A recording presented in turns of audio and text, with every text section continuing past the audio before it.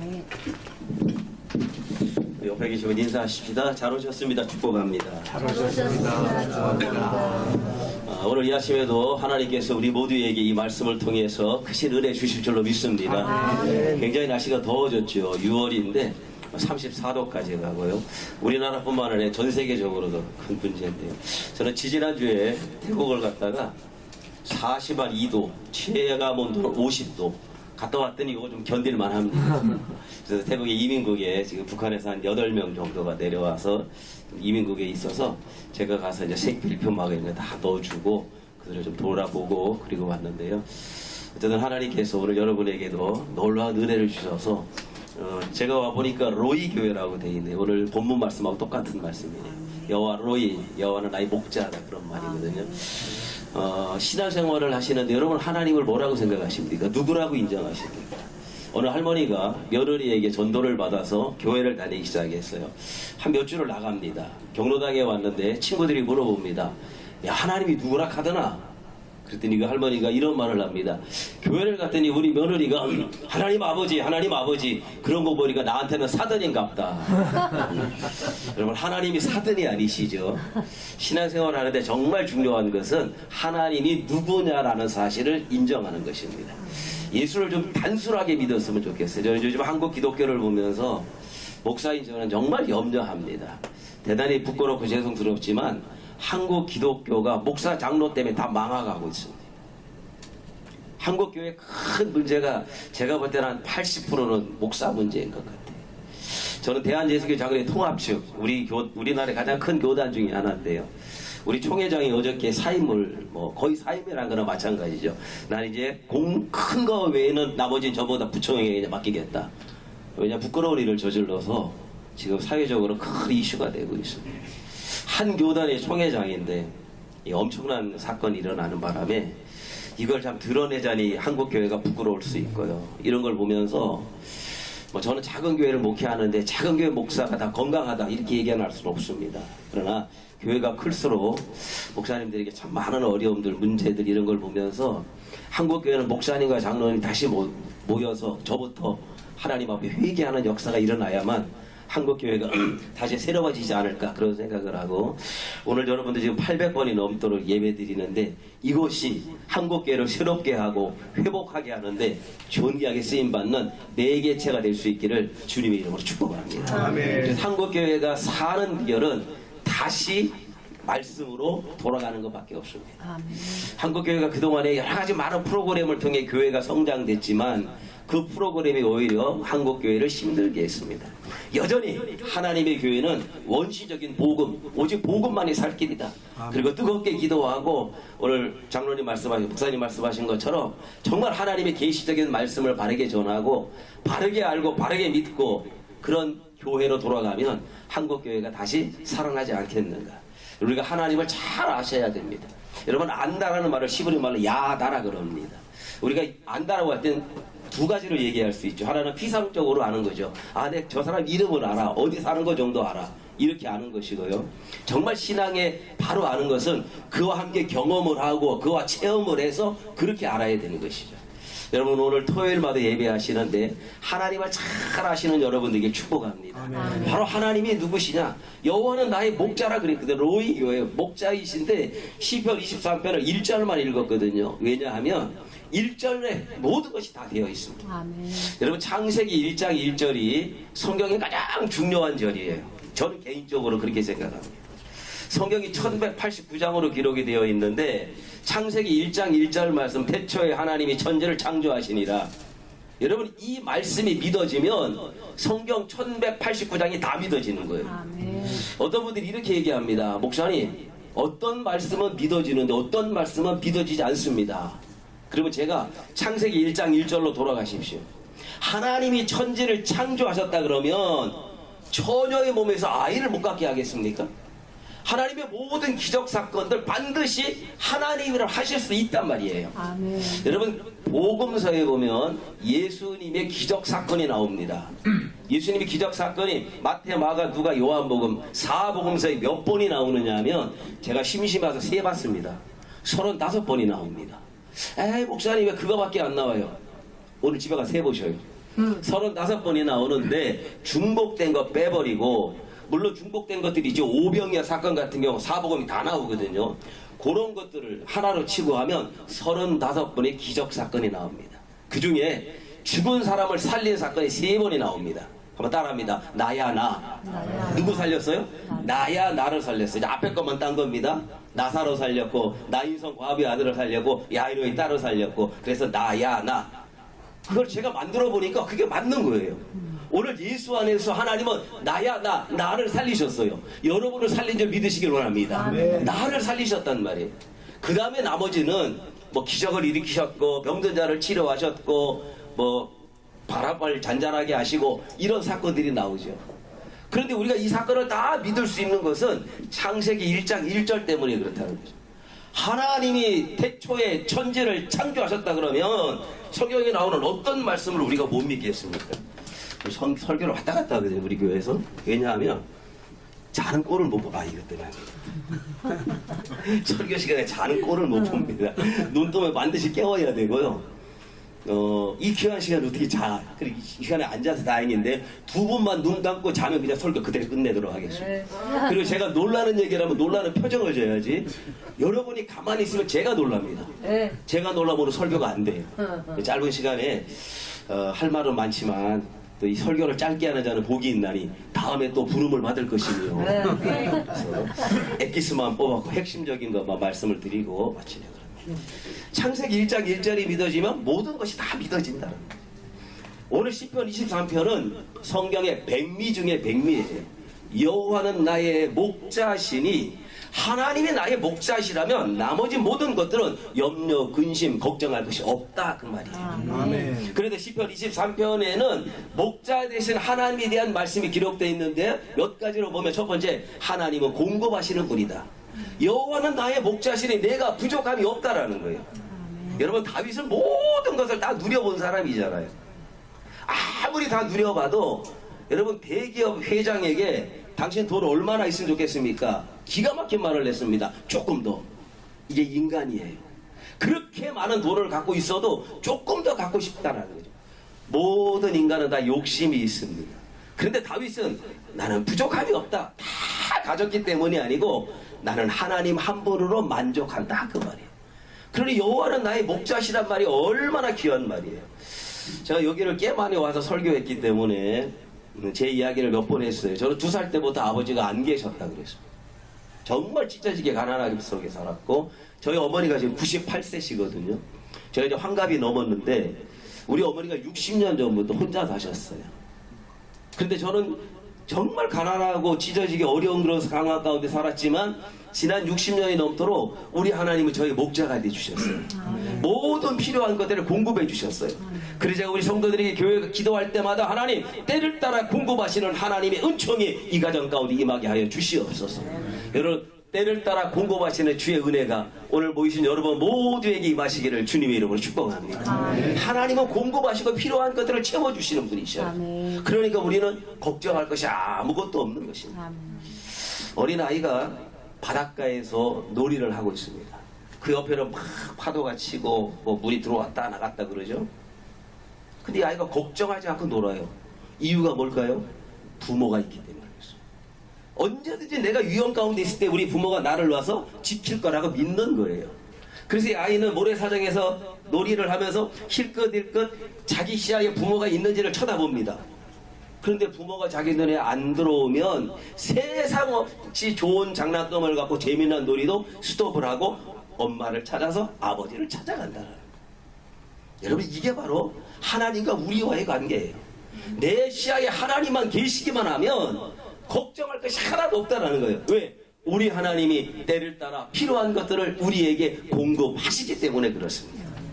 그래서 오직 신실한 믿음, 여호와는 나의 목자 되시는 그 믿음을 가지고 지금까지 오셨는데 앞으로도 그렇게 사시기를 주님의 이름으로 축복합니다. 그래도 시편 23편 1절 말씀을 믿어지면, 하나님의 나의 목자라고 생각하면 걱정할 것이 하나도 없죠.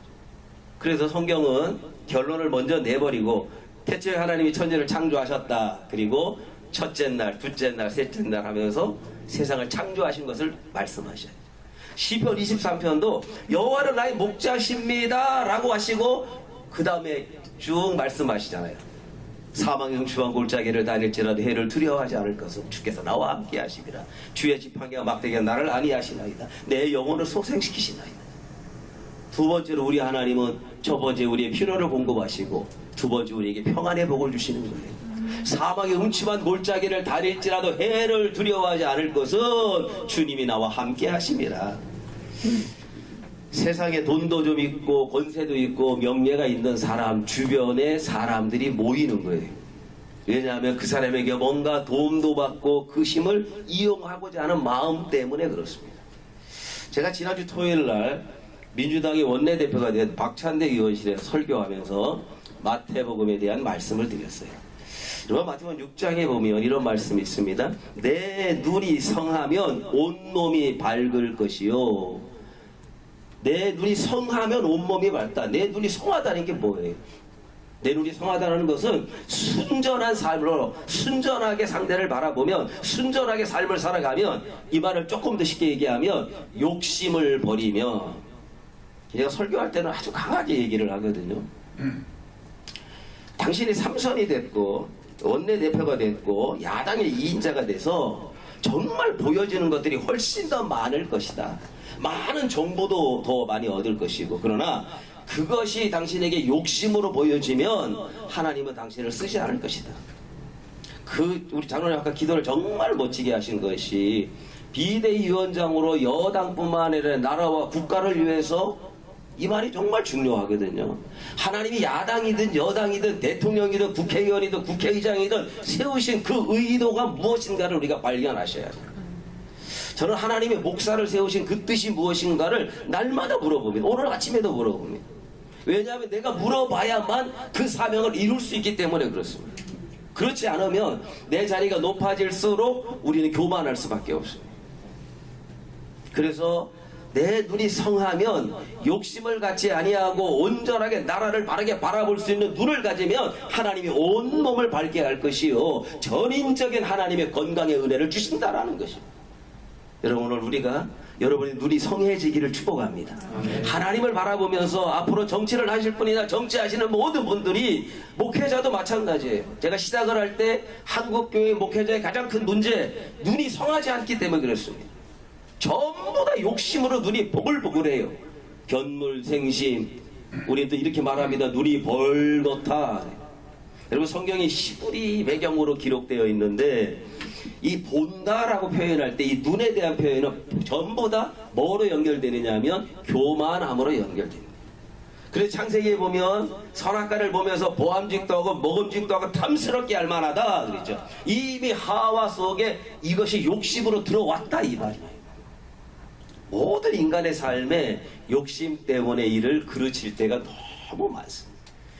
그래서 제가 하나님 앞에 늘 기도하는 것이 하나님 정말 제 안에 있는 저는 가난하게 자랐기 때문에 돈에 대해서 굉장히 집착이 있는 사람이에요. 욕심이 있는 사람이에요. 지금도 제가 돈 정말 좋아합니다. 교회 가서 제가 물어봐요. 제가 돈 좋아할까요? 그러면 교인들이 저를 좀 경건하게 봐서 안 좋아할 거라 그래요. 그럼 제가 틀렸습니다. 그럼 이쪽에 반대로 이렇게 얘기합니다. 좋아할 겁니다. 그럼 제가 또 얘기하죠. 틀렸습니다. 그럼 교인들이 도대체 정답이 뭐야? 아주 좋아합니다. 저 돈 아주 좋아해요. 왜 아주 좋아할까요? 제가 2주 전에도 태국 갔다 왔다 그랬잖아요. 작년 한 해 동안 지난번에도 말씀드린 라오스에 우물 10개 팠거든요. 로이교회에서 하나 파시면 될 것 같아요. 아멘. 선한 일을 심어야만 생수가 흘러넘치거든요. 아멘. 이번 2월 23일 날 내년에 제가 우물 4개 팔아 들어갑니다. 왜 제가 이 일을 하느냐? 저는 욕심을 꽉 차 있는 사람이에요. 그 욕심을 버리는 비결이 자꾸 베풀고 자꾸 나누는 일이더라고요. 이거를 하지 않으면 내 안에 욕심으로 가득 차 있어요. 그래서 계속 나누는. 저에게 개척해 놓고 장로님도 계시지만 우리 옆에 문남초등학교가 있거든요. 졸업식 때 늘 장로님 계시고 제가 앉아 있고 졸업식에 갔는데 제가 늘 학교에서 부름을 받았던 이유는 1년에 저희 교회에서 한 2천만 원씩 지금은 급식을 다 하지만 그 당시 급식 못할 때 문남초등학교 급식 못하는 아이들 우리 교회가 다 도와줬어요. 제가 지금도 이 점을 장로님 그러셨어요. 아, 목사님 교회들이 작은데 어떻게 그 일을 하십니까? 제 욕심을 버리는 비결이 바로 나누는 거예요. 그런데 그렇게 할 수 있었던 가장 큰 이유는 뭐냐? 여호와 하나님이 나의 목자가 되셔서 우리의 필요한 것들을 공급하시기 때문에 그러더라. 우리 교회가 그래서 지금 망했겠죠? 아닙니다. 나누고 섬기고 베풀수록 하나님은 우리에게 은혜를 주시는 하나님이에요. 그래서 여호와는 나의 목자라는 이 로이라는 말이 우리 신학에 얼마나 중요한지 몰라요. 하나님 우리에게 평강의 은혜를 주시는, 사망의 음침한 골짜기 세상이라는 엄청난 곳에 나갈지라도 우리 하나님이 우리와 함께 하신다. 그래서 하나님이 주시는 가장 큰 축복 중에 하나는 평안의 복이에요. 세상에 아무리 높은 자리에 있고 아무리 많은 것을 가져도 늘 두려워하고 염려가 있으면 어떻게 인생을 살아가겠어요? 공황장애 같은 거 한번 생겨보세요. 돈이 무슨 필요가 있을까요? 비행기도 못 타요. 높은 데 올라가지도 못해요. 요렇게 답답한 데 와서 예배도 못 드려요. 저희 교회 지하에 있거든요. 제가 교회를 안 짓고 안 나가는 이유는 나누고 베푸는 게 중요하지 건물 세우는 게 중요하지 않다고 생각하기 때문에 그래요. 그런데 저희 교회가 너무 좋은데, 목사님 설교가 너무 좋은데 우리 교회를 못 있겠다고 큰 교회를 가신 분이 있어요. 이유는 그분이 공황장애에 지하에 들어오지를 못하는 거예요. 이게 얼마나 큰 문제예요. 그래서 우리 예수님께서 부활하시고 제자들에게 내가 너에게 평강을 주노라. 세상이 주는 것 같지 않다. 아무리 높은 자리에 올라가도, 내가 아무리 돈을 많이 벌어도 하나님이 나와 함께 하실 때 평강한 축복이 임합니다. 오늘 저와 여러분 가운데 주님이 주시는 평강의 은혜가 함께 하시기를 주의 이름으로 축복합니다. 그 다음에 세 번째로 이 말씀 가운데 내 영혼을 소생시키시고, 하나님은 치료하시는 하나님, 하나님은 치유의 하나님. 오늘 제가 보니까 저도 이제 60이 넘었지만 우리 형님 누님 같은 분들이 여기 굉장히 많아요. 그래서 이거 설교를 목사가 좀 천천히 막 하면은 다 졸릴 것 같아서 제가 지금 나이 걸맞지 않게 지금 방방 떠가며 설교를 해야 돼요. 그래서 어쨌든 짧은 시간에 은혜를 받으셔야 되고 말씀을 받으셔야 되니까. 60이 다 넘으셨기 때문에 여기저기 몸이 불편하시고 아프실 수 있어요. 그러나 우리 하나님은 우리를 치료하시는 하나님, 여호와 라파의 하나님, 내 영혼을 소생시키시는 하나님. 오늘 이 아침에 여기 나오신 여러분 모두에게 하나님 주시는 건강으로 가득 차시는 귀한 은혜가 있기를 주의 이름으로 축복합니다. 그래서 제가 우리 어르신들 제가 놀라는 얘기를 하나 해드릴게요. 제가 양평에서 25년 전에 6년 동안 시골에서 목회했거든요. 그 당시 한 70명 교인이 나왔어요. 6년 목회하는 동안에 한 분도 안 돌아가셨어요. 그 시골에. 그리고 제가 거기서 떠나서 인천에 와서 개척하고 그 다음부터 들리는 소식이 2달에 한 번씩 돌아가셔요. 하나님이 제가 있는 동안에 안 돌아가시는 거예요. 제가 지금 인천에 와서 제가 놀라는 얘기라면 놀라는 표정을 줘야 된다 그랬습니다. 저희 교인 가운데 한 분도 안 돌아갔습니다. 오래 살길 원하시면 우리 교회로 오십시오. 제가 이제 은퇴 8년 남았거든요. 저희 교회에 이제 90 정도 되신 분도 계시고, 한 어르신이 한 16, 7분 정도 계시는데, 제가 농담으로 그래요. 저랑 제 은퇴할 때까지 안 돌아가시면 좋겠다.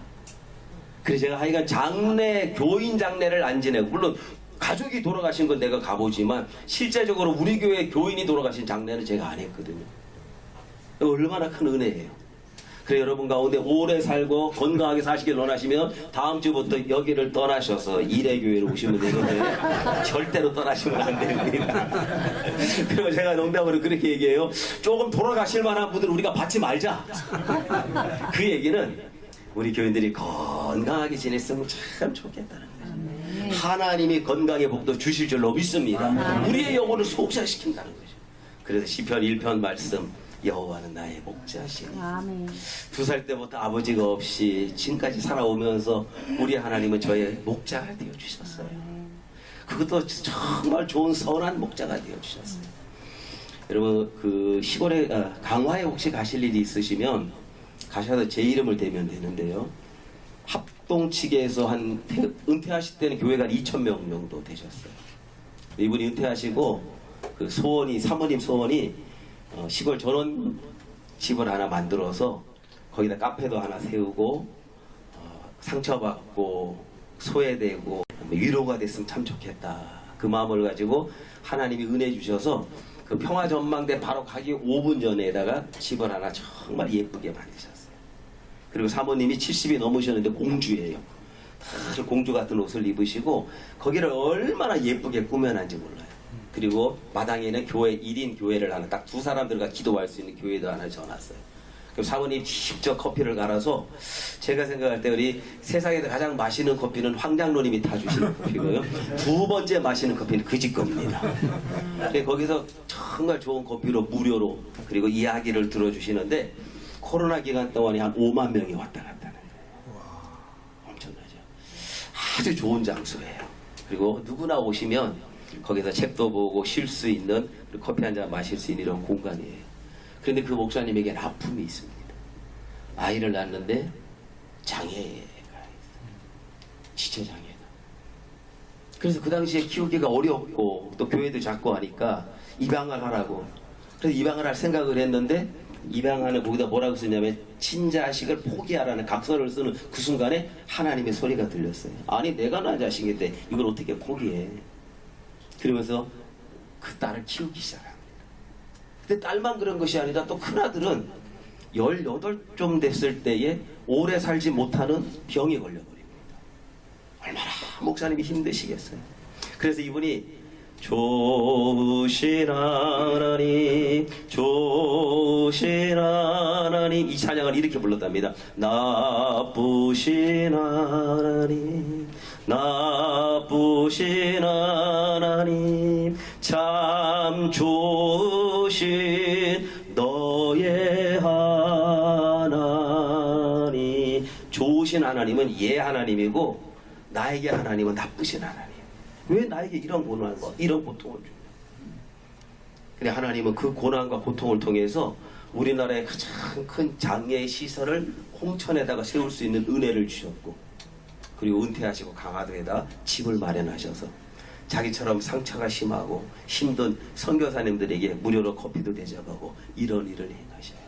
그러면서 그분의 마지막 결론이, 우리 하나님은 나의 목자셨습니다. 오늘 제 인생에도 앞으로 70살 제가 만 70이 되어서 은퇴를 할 때도 제 마지막 설교 제목이, 전 이미 정했어요. 여호와는 나의 목자셨습니다. 여호와는 내 삶을 지키셨습니다. 여호와는 내 삶을 여기까지 인도하셨습니다.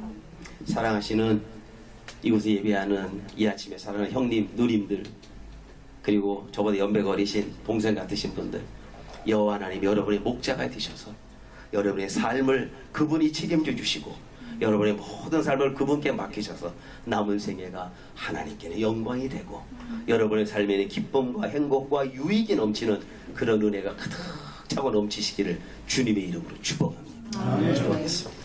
하나님 감사합니다. 여호와 하나님의 목자가 되어주심을 믿습니다. 지금까지 목자가 되어주셔서 오늘까지 우리를 인도하여 주시니 감사합니다. 우리 인생도 앞으로 우리 하나님이 책임져 주실 줄로 믿습니다. 이곳에 엎드려 간구하며 기도하며 말씀 가운데 예비하는 모든 주의 종들의 기도하는 제목마다 소원하는 것마다 하나님 역사하시고 응답하여 주시옵소서. 예수님의 이름으로 기도하옵나이다. 아멘.